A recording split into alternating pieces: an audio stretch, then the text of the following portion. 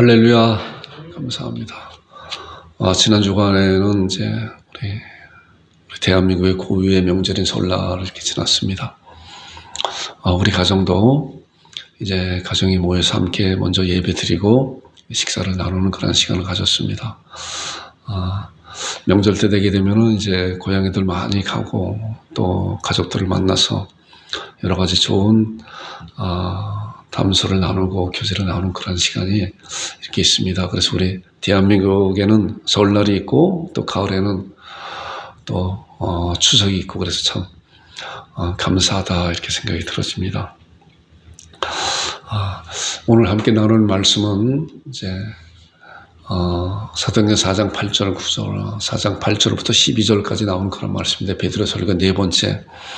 제가 말씀을 준비하면서 베드로 설교 네 번째면 이제 다 이렇게 마무리해야 되겠다라고 생각을 해봤는데 말씀을 준비하면서 생각을 해보니까 다음 주까지 이렇게 말씀 나눠야 되겠다. 그래서 다음 주에는 이제 고넬료 가정에 베드로가 이제 초청을 받아서 고넬료 가정에 가서 하나님 말씀을 전하는 그런 놀라운 그런 기록이 또 있습니다. 이제 사도행전 10장이 나오는데, 그래서 오늘은 이제 4장과 5장이 나오는 이제 짧은 말씀이에요. 짧은 설교, 두 편의 이제 짧은 설교인데, 그것을 같이 배경을 통해서 그 말씀이 어떤 말씀인가 함께 은혜를 나누는 그런 시간을 갖겠습니다. 여러분들 마음을 열어놓고 하나님께서 성경을 통해서 주시는 하나님의 말씀이 무엇인가 잘 마음에 받아서 그 말씀이 나의 말씀으로 아멘으로 받겠습니다 하는 여러분들과 제가 되기를 주님의 이름으로 축원드립니다.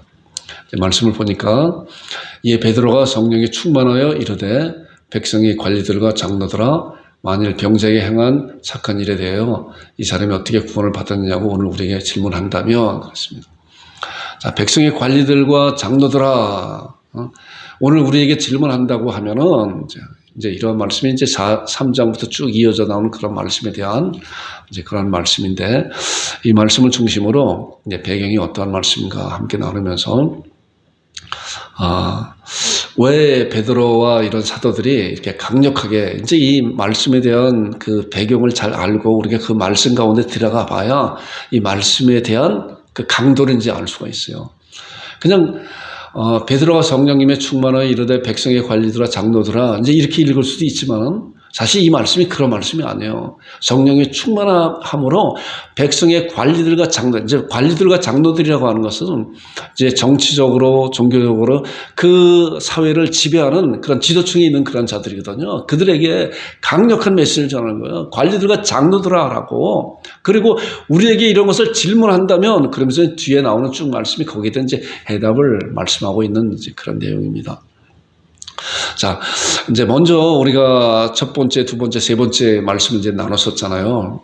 첫 번째, 두 번째, 세 번째 말씀을 나누는데, 이제 첫 번째는 성령님의 오순절에 임하기 이전에, 가룟 유다 대신 이제 말씀을 통해서 사도를 세우는 이제 그 말씀이에요. 그 다음에 두 번째는 성령님의 충만을 받고, 바깥으로 나가서 졸장부였던 그 베드로와 사도들이 겁쟁이였던 그런 사도들이 성령의 충만을 입으니까 갑자기 나가서 정말 나가서 뛰쳐나가서 하나님의 복음을 담대히 증거함이 있는데 그것이 이제 사도행전 1장 8절에 정확하게 예수님께서 승천하기 전에 말씀하고 예언된 그 말씀이에요. 보니까 우리가 잘 아는 말씀이죠. 오직 성령님이 너에게 임하시면 너희가 권능을 받고 예루살렘과 온 유다와 사마리아 땅끝까지 제가 이 말씀을 보면 땅끝까지 땅끝 우리 대한민국까지 우리들에게까지 이제 복음이 왔다 하는 거 아니야. 내 증인이 되리라 하는 거야. 너희가 권능을 받고. 그래서 앞으로 성령님께서 오시면은 이제 당시에 이제 제자들에게 예수님께서 했잖아요. 성령님께서 너희들이 오시게 되면은 너희가 권능을 받고 자, 권능이라고 하는 것은 우리가 지난주에 말씀 나눴잖아요. 권능의 실체가 예수 그리스도의 이름이잖아요. 예수 그리스도의 이름. 예수 그리스도의 이름이 어떤 거라고 그랬어요? 예수 그리스도의 이름은 사람으로 모양으로 나타났으며 죽기까지 복종하셨으니 예수님께서 우리의 육신을 입고 이 세상에 오신 것은 죽기까지 이 육과 우리의 이 혈과 육은 죽음을 죽게 되는 그런 육이잖아요. 그런 것이 있고 이 세상에 오신 예수님의 그런 분명한 목적이 있는데 죽기까지 복종하셨으니 하나님께서 그를 어떻게 했어요? 지극히 높였다 그랬잖아요. 지난주 그 말씀 생각나세요? 빌립보서 2장 8절부터 9절에 나온 말씀. 지극히 높여 모든 만물 위에 뛰어난 이름을 주사 하늘에 있는 자들과 땅에 있는 자들과 땅 아래에 있는 모든 물을 그 이름에 꿇게 하셨다. 만물을 그 이름에 꿇게 하셨다는 거예요. 그것이 예수님의 그 이름의 능력이라고 하는 건데, 그래서 성령님이 너에게 임하시면 왜 그 권능을 받는다 그랬어요? 자, 요한복음 14장 26절에 그랬어요. 성령님께서는 예수님의 이름으로 이 세상에 오신다 그랬잖아요. 그러니까 예수님의 이름으로 오시는 그 성령님께서 오시게 되면은 바로 예수님의 이름의 그 놀라운 만유 가운데 그 놀라운 모든 것이 그 예수님의 이름에 꿇게 하신 그 능력의 이름을 함께 너희들이 갖는 것이다. 함께 거하는 것이다. 라고 해서 이 권능을 받고, 그리고 그 권능을 받은 그 성령님의 그런 능력이 뭐예요? 증인이 되는 것이다. 라고 이렇게 말씀하고 있는 거예요. 그래서 이제 두 번째 설교로서 사도행전 2장에 쭉 나오잖아요. 그들이 오순절에 성령의 충만함을 입고 어떻게 했어요? 바깥으로 뛰쳐나가서 하나님의 복음을 담대히 증거했잖아요. 말씀을 보니까 그들이 다 성령님의 충만함을 받고 성령이 말하게 하심을 따라 다른 언어들로 말하기 시작하라. 방언으로 얘기하는데 당시에는 그 방언이라고 하는 그 말씀은 각국에서 천하국에서 몰려든 경건한 유대인들이 자기가 살고 있는 그 나라의 언어로 들었잖아요. 이들이 무식한 그런 자들이었었는데 성령님의 충만함을 입고 나니까 성령님의 강한 역사하심으로 말미암아 그들의 다른 언어로 말하기 시작하였다. 자, 그러면서 이제 그런 능력이 나오는 그런 말씀에 대해서 또한 이제 그들에게 복음을 증거하는데 사도행전 2장 36절을 보니까 그런즉 이스라엘 온 집은 확실히 알지 너희가 십자가에 못 박은 이 예수를 하나님의 주와 그리스도가 되게 하셨다. 자, 그들에게 강력한 메시지를 전하는 거예요.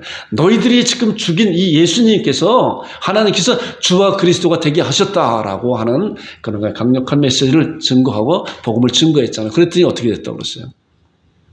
그들이 형제 어찌할꼬 그랬더니 너희가 예수 그리스도의 이름으로 세례를 받고 죄사함을 얻으라. 그러면 성령을 선물로 주시리니라고 하는 그런 놀라운 역사함을 놀라운 말씀을 받고 회개한 하나님의 자녀로 돌아선 구원받은 자들이 몇 명이라고 했어요. 2장 41절을 보니까 그 말을 받은 사람들은 세례를 받으며 이날의 힌도의 수가 3,000명이나 더 왔다고 그랬어요. 3,000명이나. 지난주 말씀 생각나요. 3,000명이나 더 했어요. 자, 그 다음에 이제 두 번째로 3장에 들어와서는 나면서부터 걷지 못하는 그런 사람이 40세가 된 사람이라고 그랬잖아요. 40년 동안 걷지 못하는 사람이 예루살렘 미문이라고 하는 그런 성전에 날마다 사람들이 이제 그 사람을 거기다 들여다 놓잖아요. 그래서 구걸하고 있었잖아요. 그랬을 때 베드로가 요한이 이제 제9시에 그러니까 오후 3시에 예루살렘 성전에 기도하러 가다가 이를 보았잖아요. 그가 베드로와 요한에게 이제 구걸을 하는 그런 가운데 베드로와 요한이 그에게 이야기하는 거가 이거라 그랬죠. 생각나죠? 베드로가 이르되 은과 금은 내게 없거늘 내게 있는 건 네게 주노라. 자, 베드로와 요한이 있는 것이 뭐예요? 은과 금은 물질은 없어요. 너에게 줄 물질은 없다. 그런데 내가 있다. 이것이 뭐라 그랬죠? 우리들도 있잖아요. 우리들도. 우리가 기도하고 마지막에 제가 이런 말씀을 많이 드리는데 우리가 기도하고 마지막에 예수님의 이름으로 기도합니다 그러잖아요. 이도 마찬가지로 은과 금은 내게 없고 내게 있는 건 네게 주노니 곧 나사렛 예수 그리스도의 이름으로 일어나 걸으라. 강력한 그런 메시지를 그의 오른손을 잡아서 일으켰더니 그가 일어서고 뛰면서 하나님을 찬양하는 그런 놀라운 역사함이 일어났잖아요. 자, 그런 가운데 이런 말씀을 통해서 이제 보니까 3장 14절을 보니까 그 말씀이에요.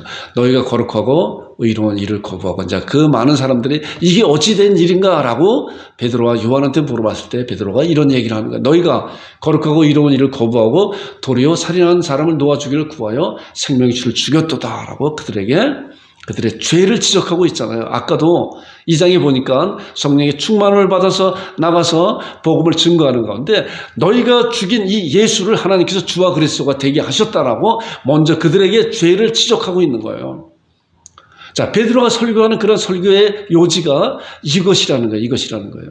이 말씀에서도 너희가 거룩하고 의로운 일을 거부하고 도리어 살인한 사람을 놓아주기를 구하여 생명의 주를 죽였다. 그들의 죄를 지적하는 그런 가운데 그러나 뭐예요? 하나님이 죽은 자 가운데서 그를 살리셨으니 우리가 이 일의 증인이라. 그리고 예수님의 부활에 대한 그러한 증거를 그들에게 너희들이 지금 예수님은 부활하지 않았고 제자들이 훔쳐갔다고 이야기하고 있었지만은 그러나 바로 그분이 하나님께서 하나님의 능력으로 부활시키고 그분을 주와 그리스도가 되게 하셨다. 그것이 바로 우리들이 증인이다라고 그들에게 이런 말씀을 하고 있는 거예요. 자, 그랬더니 어땠어요? 그런 말씀을 받고 이들도 마찬가지로 그런 말씀을 받고 회개하고 하나님의 자녀가 된 자들이 몇 명이라고 그랬죠? 아까는 3,000명이었었는데 또 이 말씀을 보니까 말씀을 들은 사람 중에 믿는 자가 많으나 남자의 수가 몇 명이요? 5,000이나 되었더라. 남자의 수가 5,000이라고 하면은 여성과 남성의 믿는 비율을 따져봤을 때 1.5 내지 2배 했을 때 10,000명 내지 15,000, 많게는 20,000명까지. 그러니까 예루살렘이라고 하는 그런 도시에 이제 그렇게 많은 사람들이 사는 것이 아니라 각지에서 유월절과 오순절을 지키기 위해서 많은 사람들이 왔을 때 수많은 사람들이 이런 말씀을 듣고 회개하고 정말 아주 그 속된 표현은 그 도시가 뒤집어져 있잖아요. 이것이 그 시대에 그 당시에 이 사회상이었었어요. 사회상이었었죠. 자, 그러는 가운데 이제 4장 3절에 보면 4장에 이제 들어와서 보니까 사도들이 이제 2장과 3장에서는 백성들에게 복음을 증거하고 있었는데 이제 4장 들어와서는 종교 지도자들에게 또 정치 지도자들에게 이제 복음을 증거하는 그런 내용이에요. 과연 이들은 그 복음을 듣고 어떤 반응이 일어났을까? 아까 2장과 3장에 나오는 그런 말씀을 복음을 듣고 3,000명, 5,000명이 회개하는 놀라운 역사가 일어났는데 이제 당시 사회를 지배하고 있었던 정치적, 종교적 그런 지도자들은 어떠한 반응을 일으켰는가 거기에 이제 초점을 가지고 잘 한번 말씀을 봐보세요. 자, 4장에 들어와서 사도들이 백성에게 말할 때 제사장들과 성전 맡은 자와 사두개인들이 이르러 예수 안에 죽은 자의 부활이 있다고 백성을 가르치고 전함을 싫어하며 자, 이들은 그러한 것을 증거하는 걸 싫어하고 있었어요. 자, 이제 대충돌이 일어나고 있는 그런 가운데 있는 거예요, 보니까. 자, 지금 예루살렘이라고 하는 그런 도시가 어땠어요? 말씀을 보니까 3,000명, 5,000명, 몇만 명의 소동이 일어났잖아요. 그러니까 지금까지 자기들이 그 사회를 이끌고 유지하고 존경받고 있었던 그런 사람들이 이제 얼마나 위태롭겠어요. 그러니까 이들에게 어떻게 했냐? 4장 3절을 보니까 그들을 잡아서 누굴 잡아서 사도들을 베드로를 비롯한 말씀을 전한 사도를 잡아서 이미 저로서 이튿날까지 가두었다. 자, 핵심적인 그런 제자들을 예수님의 제자들을 잡았잖아요. 누가요? 이들은 그 많은 백성들이 복음을 듣고 하나님의 자녀가 되고 하나님을 찬양하고 기뻐하고 하는 그런 것을 시기 질투가 나서 그들을 잡고 이제 옥에 가두는 그런 일을 저지르는 것을 이렇게 보게 됩니다. 그리고 나서 4장 7절에 이제 베드로와 그런 사도들을 불러다가 이제 말씀을 물어보는 거예요. 사도들 가운데 세우고 묻되 너희가 무슨 권세로 누구의 이름으로 이 일을 하였느냐. 이제 이러한 말씀은 3장에 나면서부터 걷지 못하는 그러한 자를 하나님의 강력한 그런 능력으로 말미암아 예수 그리스도의 이름으로 말미암아 그를 세운 그런 일을 보면서 너희가 무슨 권세요? 누구의 이름으로 이런 일을 행하느냐라고 물어보는 거예요. 그들에게.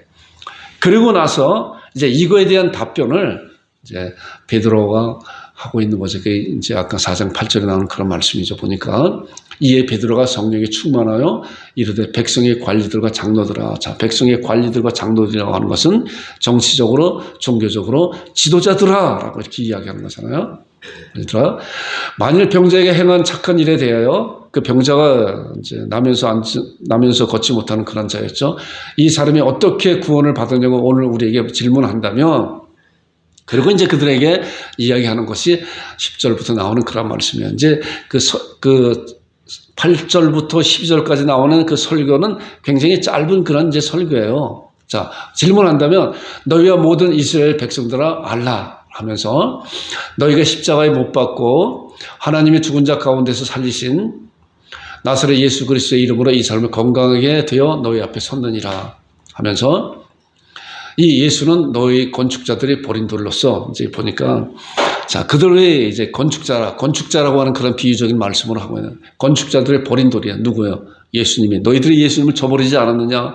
너희들이 예수님을 십자가에 이방을 통해 십자가 못 박지 않았느냐? 그 버린 돌로서 그 다음에 나오는 말씀이 뭐냐면 진모퉁이에 머릿돌이 되느냐. 자, 그 예수님께서 이제 죽음과 부활을 통해서 승천을 통해 성령으로 말미암아 이제 새로운 집을 짓는 그러한 진모퉁이에 머릿돌이 되었다라고 그들에게 예수 그리스도에 대해서 이렇게 말씀하고 있고, 그 다음에 다른 이로서는 구원을 얻을 수 없나니 천하 사람 중에 구원받을 만한 다른 이름을 우리에게 주신 일이 없느니라.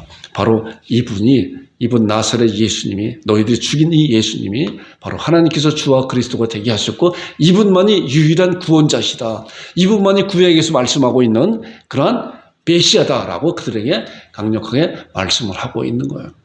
다른 이로서는 구원을 받을 수 없나니 천하 사람 중에 구원을 받을 만한 다른 이름을 우리에게 주신 일이 없느니라 라고 이렇게 말했어요. 자, 이렇게 말했으면은 우리가 아까 이제 1장과 2장과 3장에 나오는 그런 복음 전도했을 때 3,000명, 5,000명 형제 어찌할 거 우리가 어떻게 됩니까? 죄를 지적받았을 때 그랬잖아요. 그래서 그렇게 수많은 사람들이 이제 하나님께로 돌아오는 회개하고 예수 그리스도의 이름으로 세례를 받고 죄사함을 얻고 성령의 충만함으로 받는 놀라운 역사함이 일어났는데 이 종교 지도자들은 하나님의 말씀을 잘 알고 있다고 하는 그런 자들은 어떤 반응이 일어나는 건가 보세요. 보니까 4장 17절에 보니까 그 말씀이에요. 이것이 민간에 덮어지지 못하게 그들을 위협하고, 자, 다르죠? 아까는 형제여 어찌할 거라고 그랬는데 이들은 뭐예요?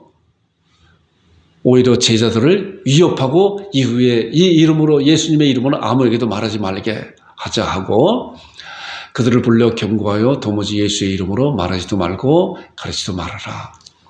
자, 사도들을 불러서 뭐라 그랬어요? 너희들을 협박하는 거 아니에요. 이제 이 예수님의 이름으로 말하지도 말고 가르치지도 말아라. 너희를 경고한다 라고 하는 거예요. 하나님의 말씀을 듣는데 이렇게 두 가지 반응이 나와요. 우리가 성경을 통해서 이제 말씀을 보니까 지금도 마찬가지로 하나님의 말씀을 들을 때 우리가 두 가지 반응이다. 복음 전도할 때 정말 그 말씀으로 말미암아 내가 그러면 어찌해야 될 것인가 라고 간절히 사모하고 애통하고 하는 그런 자들이 있는 반면에 오히려 조롱하고 비방하고 오히려 핍박하고 하는 그런 자들이 있어요. 지금도 마찬가지로. 당시에도 이랬다는 거예요. 자, 그들을 불러 경고하였다. 사도들을 불러서 하나님의 말씀을 강력히 증거하는 그런 사도들을 불러 경고하였다. 그러고 나서 보니까 이제 29절과 31절에 나오는 말씀은 주여 이제도 그들의 위협함을 굽어보시옵고 또 종들로 하여금 담대히 하나님의 말씀을 전하여 주옵소서. 자, 이제 감옥에 이제 갇혔다가 이제 그들에게 이제 경고를 받고 너희들 앞으로 예수님의 이름으로 이런 일을 가르치지도 말고 전하지도 말아라, 전파하지도 말아라 라고 그들은 이제 옥에서 내놓았잖아요. 그래서 이들이 이제 나와서 이제 제자들이 모여있는 그런 곳에 가서 이제 기도하는 거예요. 주여 이제도 그들의 위협함을 정치적, 종교적 지도자들의 그런 위협함을 굽어보시고 종들로 하여금 오히려 담대히 하나님의 말씀을 전하게 하여 주옵소서라고 하나님 앞에 간절히 기도하는 가운데 보니까 손을 내밀어 병도 낫게 하시고 표적과 기사가 거룩한 종 예수 그리스도의 이름으로 하여 주옵소서라고 하나님께 기도했더니 어떤 결과가 나왔냐? 이런 거예요. 빌기를 다하며 기도를 다하니 모인 것이 진동하더니 무리가 다 성령님의 충만을 하여 담대히 하나님의 말씀을 전하니라. 제가 이 말씀을 보면서 하나님 앞에 간절히 기도하고 했을 때 우리의 진동이 일어나는 그런 것이 또 있어요. 보니까. 그리고 성령님의 충만함에서 그들이 앞으로는 다시 예수 그리스도의 이름으로 가르치지도 말고 전파하지도 말라라고 하는 그런 말을 듣고도 이들은 기도하면서 어떻게 해요? 성령님의 충만함으로 담대히 하나님의 말씀을 전하였다는 이런 말씀을 통해서 세상 법보다 하나님의 법이 더 위에 있다고 하는 그런 사실을 우리가 믿는 사람들 잘 알아야 돼요. 우리나라도 마찬가지로 일제 강점기 시대 또 6.25 때 또 마찬가지로 공산주의는 기독교를 하나님을 부정하잖아요. 그런 가운데 과연 우리가 세상적인 그런 법을 따라야 되는 것인가, 아니면은 하나님의 법을 따라야 되는 것인가, 이런 것을 생각을 해봐야 돼요. 자, 이 당시에도 종교적, 정치적 그런 지도자들이 너희들은 앞으로 예수님의 이름으로 가르치지도 말고 전파하지도 말아라. 이게 법이잖아요. 그 세상 법이잖아요. 그런데 하나님의 사도인, 예수 그리스도의 제자들은 어땠어요? 그런 걸 가지고 하나님 앞에 기도하면서 성령님의 충만을 받고 더욱 담대히 하나님의 말씀을 전하였다는 거예요. 때로는 이제 그러한 이야기도 또 있어요. 왜 사회의 질서를 어지럽히느냐? 잠잡고 있지. 이렇게 이야기할 수도 또 있어요. 그렇잖아요. 우리 일제시대 그런 역사적인 그런 이야기를 들어보게 되면은, 일본에서 이제 천황을 섬기는 그 신사참배 하잖아요. 많은 교단들이 다 이렇게 넘어갔잖아요. 다 좋은 게 좋은 것이다. 그렇게 하자 그랬잖아요. 소수의 사람들만 이것은 하나님을 거부하는, 하나님을 모독하는 그러한 것이다 라고 해서 거부했잖아요. 목을 내놓고. 어떤 것이 옳은가 지나가 보니까 수많은 사람들이 잘못됐다고 또 통해 자복하는 그런 일도 있었고, 그것이 옳았다라고 하잖아요. 우리도 마찬가지 이런 것을 통해서 우리가 세상 돌아가는 그런 사실을 보면서 정말 하나님을 부정하고 또한 말씀을 모독하는 그런 일에 대해서는 우리 믿는 자들은 정말 이런 거에 대해서 의의분을 가져야 되는 것이구나 라고 이 말씀을 보면서 알게 됩니다. 그래서 참 기도 많이 하고 성령의 충만한 가운데 잘 분별하는 그런 것이 필요하구나라고 이렇게 생각이 되어집니다.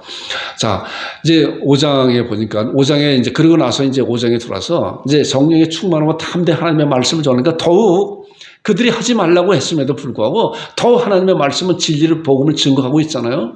그리고 5장에 들어와서는 이제 아나니아 삽비라에 대한 그런 말씀을 쭉 하면서 이런 말씀이에요. 강력한 성령님의 바람의 능력이 이 사회에 지금 불어닥치고 있는 거예요.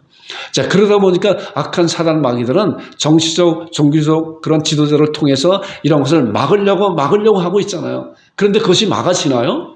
막아지지 않잖아요. 자, 5장에 있는 말씀을 보니까 이런 말씀이 있어요. 보니까 심지어 각종 병든 사람을 메고 거리에 나가 침대와 요우에 누이고 베드로가 지나갈 때 혹 그의 그림자도 덮이면 다 나음을 입었더라. 베드로가 얼마나 강력한 성령님의 충만함으로 능력이 역사하면은 베드로가 지나갈 때 그 그림자락도 그 병자가 덮이게 되면은 다 나왔다는 거예요. 이러한 능력이, 이러한 영향력이 엄청나게 일어나고 있다는 거예요. 마가복음 5장에도 이제 야이로 딸을 이제 고치러 가다가 혈루증 12의 혈루증 앓은 그 여인이 예수님을 이제 그 뒤에서 옷자락을 이렇게 잡잖아요. 수많은 사람들이 몰려서 하니까 예수님도 이렇게 밀릴 수도 있고 저렇게 밀릴 사람들이 많이 이렇게 옷을 스칠 수도 있잖아요. 근데 이 여인이 예수님의 옷자락 뒤에서 옷자락만 잡아도 나는 이 12의 혈루증 앓은 이 병이 날 것이다 라고 하는 그런 믿음을 가지고 잡았더니 어땠어요? 낫잖아요. 이런 것이 무엇을 뜻하는 거냐고 하면은 예수님의 그런 영향력과 능력은 엄청난 그런 능력이 있음에도 불구하고 누구한테만 그것이 적용되는 거냐? 믿음으로 잡는 자에게만 닿는 거예요. 믿음으로 잡는 자에게. 수많은 사람이 옷을 잡고 밀치고 하는 그런 가운데 있었지만은 믿음을 가지고 예수님의 그 옷자락만 잡기만 해도 내 병이 날 것이다 라고 하는 그런 믿음을 갖고 뒤에서 옷자락을 잡았더니 낫잖아요. 자, 이 말씀도 보니까 베드로가 지나가는데 얼마나 그 성령님의 충만한 그 능력이 나타났으면은 그림자락도 지나가는데 그 병자들이 이렇게 누워 있는 가운데 지나가면은 그 병자가 나았다. 그런 믿음을 가지고 침대와 요구에 누이고 베드로가 지나갈 때까지 기다리고 있었다가 베드로가 이야기 한마디도 안 했음에도 불구하고 병이 다 나은 그런 놀라운 역사이 당시에 이렇게 일어나고 있었던 거예요. 자, 성령님의 충만함과 성령님의 능력이 일어나고 있는 가운데 사단 마귀도 가만히 있지 않잖아요. 그것을 제재하려고 얼마나 또 애를 쓰고 있어요. 자, 이 말씀도 사도행전 19장에 가게 되면은 에베소에서 이제 사도 바울이 또 사역하는 가운데 이런 말씀이 있어요. 보니까 자 19장에 보게 되면은 하나님이 바울의 손으로 놀라운 능력을 행하게 하시니 자 보세요. 심지어 사람들이 바울의 몸에서 손수건이나 앞치마를 가져다가 병든 사람이 얹으면 그 병이 떠나고 악기도 나가더라. 그러잖아요. 베드로의 그림자만 지나가도 그 병이 낫고 여기 보니까 사도 바울이 갖고 있는 손수건이나 앞치마를 가져다가 병든 사람이 얻는다고 하는 것은 뭐예요? 이것만 갖다가 얹어도 나을 것이라는 그런 믿음을 갖고 있는 사람이 그렇게 행하잖아요. 사람이 얹으면 그 병이 떠나고 악귀도 떠나가더라라고. 이런 놀라운 역사함이 초대교회에 일어났고 또 지금도 보면은 우리도 마찬가지로 하나님께서 우리에게 성경을 통해서 말씀하는 거 보면 마태복음 5장이 그 말씀이잖아요. 너희는 세상의 소금이다 그랬잖아요. 이제 어느 학교에 모 학교에서 보니까 이런 그 표가 있더라고요. 빛과 소금이 되자. 근데 성경적으로는 그게 맞는 말은 아니에요. 성경적 말씀에는 우리는 이미 너희는 세상의 소금이다. 하나님의 자녀들은. 그리고 너희는 세상의 빛이라고 말씀하고 있잖아요. 그렇기 때문에 이런 말씀을 통해서 우리가 잠깐 생각해 볼 수 있는 것은 내가 어느 자리에 처음 모임에 이렇게 갔을 때 과연 나는 그 모임 가운데 그 분위기에 흡수되는 것인가 아니면 나로 말미암아 그 모임이 변화되는 것인가 라고 하는 것을 생각해 볼 때 과연 나는 어떤 위치에 있는 것인가. 그래서 마태복음 5장 16절에 너희 빛을 사람 앞에 비추게 하여 저희가 너희 착한 행실을 보고 하늘에 계신 너희 아버지께 영광을 돌리게 하라고 하는 것은 우리는 세상의 빛이기 때문에 이 세상의 빛을 비추는 그런 모습이 뭐예요? 너희 착한 행실을 보고 하늘에 계신 너희 아버지께 영광을 돌리게 하라고 하는 그러한 영향력을 끼치는 그런 자들이 되는 것이다 라고 이런 말씀을 통해서 한번 생각을 해보게 됩니다. 여러분들과 제가 그런 자들이 되기를 주님의 이름으로 축원드립니다. 이미 우리는 세상의 소금이고 그리고 세상의 빛이기 때문에 그런 것이에요. 이런 갖고 있는 그런 사실을 우리가 잘 알고 내가 세상의 소금은 뭐예요? 부패를 방지하는 거잖아요. 빛은 뭐예요? 어둠을 비추는 거잖아요. 바로 내가 어느 곳에 가든지 간에 부패적인 그런 곳에 갈 때 부패를 방지하는 그런 소금의 역할하고 어둠 가운데 갈 때 내가 그 빛으로 말미암아 어둠을 거치게 하는 그러한 자가 나구나라고 하는 사실을 말씀을 잘 알고 그렇게 실행하는 여러분과 제가 되기를 주님으로 축원드립니다. 자, 그리고 이제 5장 17절 18절을 보니까 그러한 것을 이제 보고 대제사장과 그와 함께 있는 사람 즉 사두개인과 당파가 다 마음에 시기가 가득하여 일어나서 사도를 또 잡아오게 가뒀어요. 어때요? 시기가 가득하여. 자, 다르죠. 아까는 2장과 3장에 나온 말로 형제여 어찌할 거라고 죄를 지적받았을 때 간절한 마음으로 그랬는데 오히려 종교 지도자들은 말씀을 잘 알고 있다고 하는 그런 자들은 어때요? 시기가 가득하여 자기들의 위치가 위태롭다. 이렇게 도시가 변화되고 있으니까 그래서 사도를 다시 잡아다가 옥에 가두었다. 그랬더니 어떤 일이 일어났을까?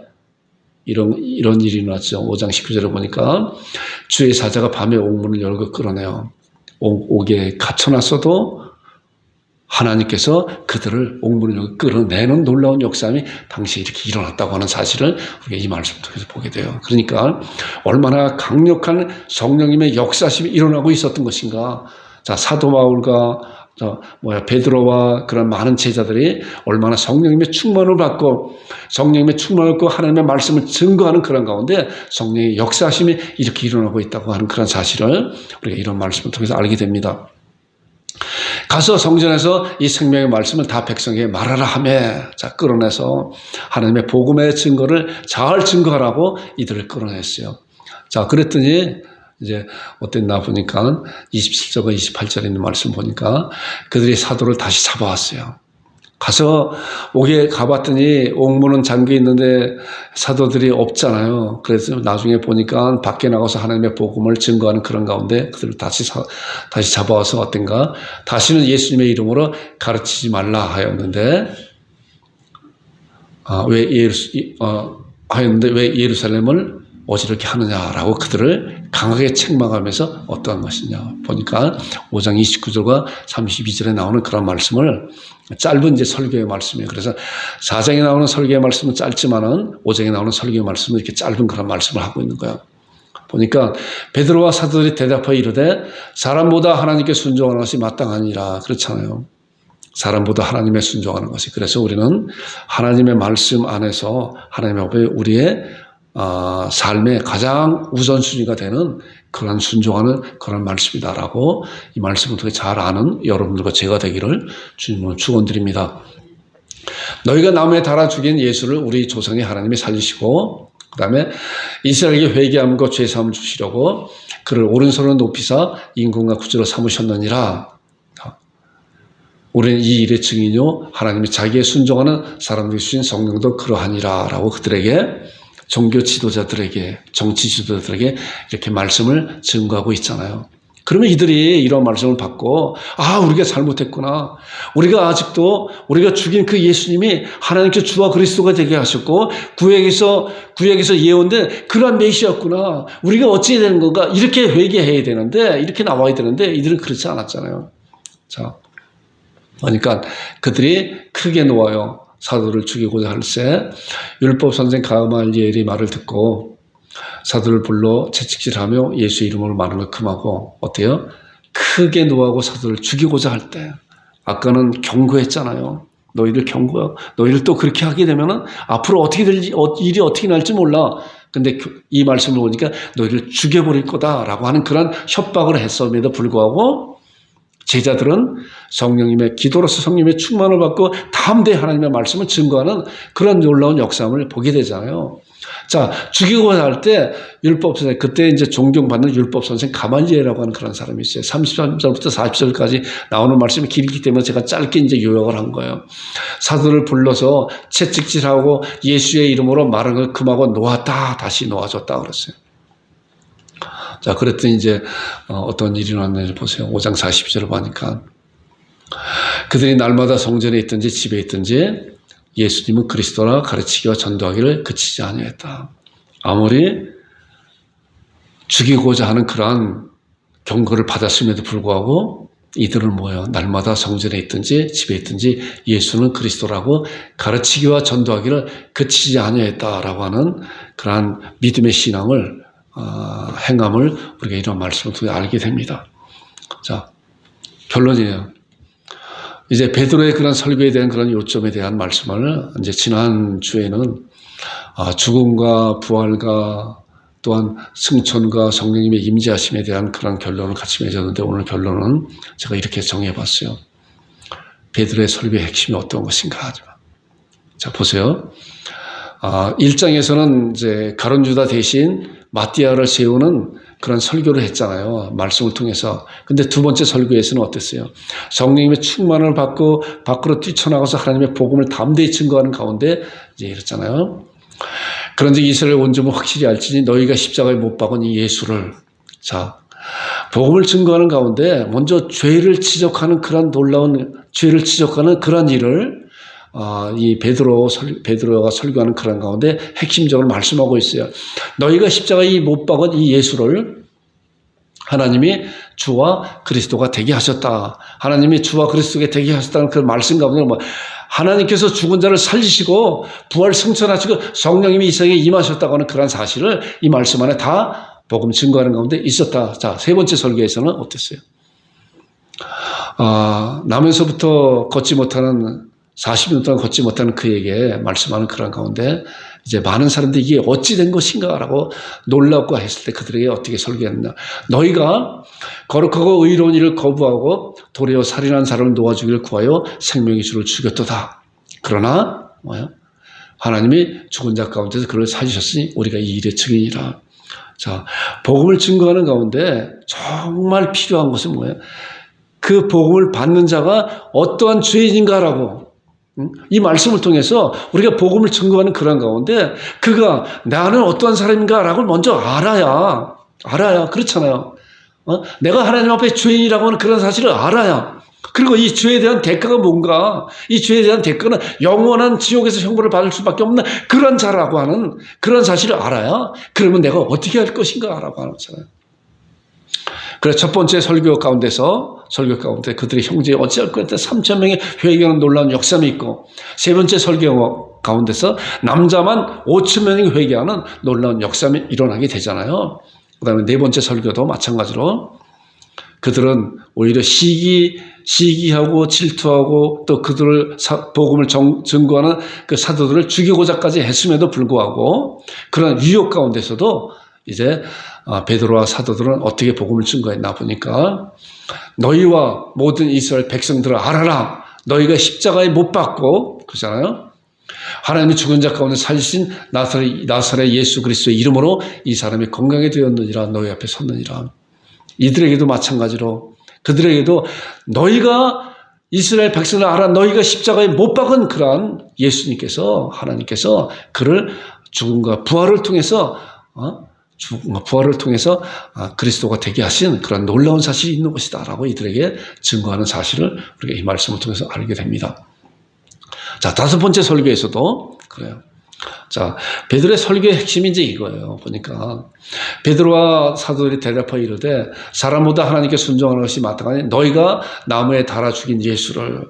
자, 설교할 때마다 예수님의 너희들이 짓고 있는 그런 죄가 어떤 것인가라고 계속적으로 지적하고 있잖아요. 어떤 상황 가운데서 당장 목숨의 위협을 받는 그런 가운데서도 너희가 죽인 이 예수님이 바로 하나님께 주와 그리스도가 되게 하셨다라고 하는 것을 증거하고 있잖아요. 너희가 나무에 달아 죽인 예수를 어떻게 했어요? 우리 조상의 하나님이 살리셨다. 이게 복음 전도의, 베드로의 복음 전도의 핵심이에요. 우리가 이런 말씀을 통해서 우리들도 마찬가지로 복음 증거할 때 주님을 알지 못하는 그런 영혼들에게 무엇을 말해야 될 것인가? 먼저 우리가 어떻게 해서 죄인 되었으며 이 죄에 대한 결과가 어떤 것인가?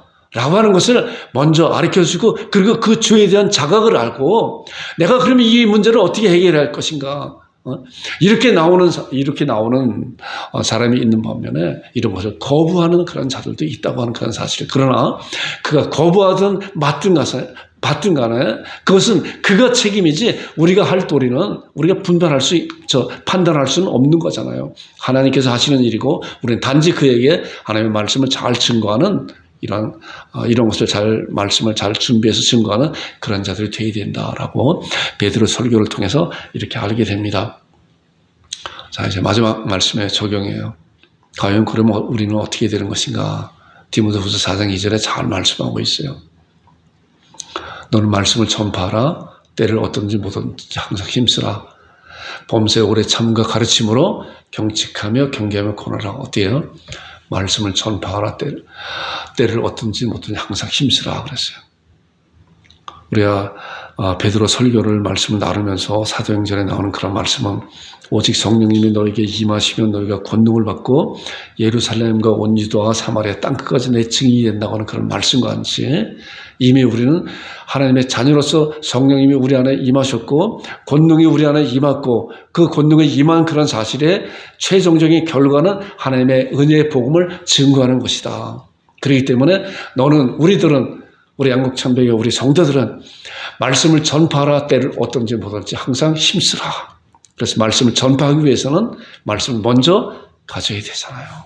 먼저 내가 말씀을 잘 갖고 사도들과 같이 먼저 죄에 대한 지적을 잘 할 수 있도록 말씀부터 죄에 대한 지적을 하고 그리고 예수 그리스도의 복음을 담대히 증거하는 그런 자들이 되었을 때 3,000명, 5,000명 회개하는 놀라운 역사함이 당시에 일어난 것 같이 우리가 한 명이든 두 명이든 놀라운 하나님의 자녀가 되는 놀라운 그런 도구로 우리를 사용해달라고 말씀을 준비하는 여러분과 제가 되기를 주님으로 축원드립니다. 말씀을 전파하라. 항상 힘쓰는 여러분들과 제가 되기를 주님으로 축원드립니다. 기도하겠습니다. 아버지 하나님 은혜를 감사합니다.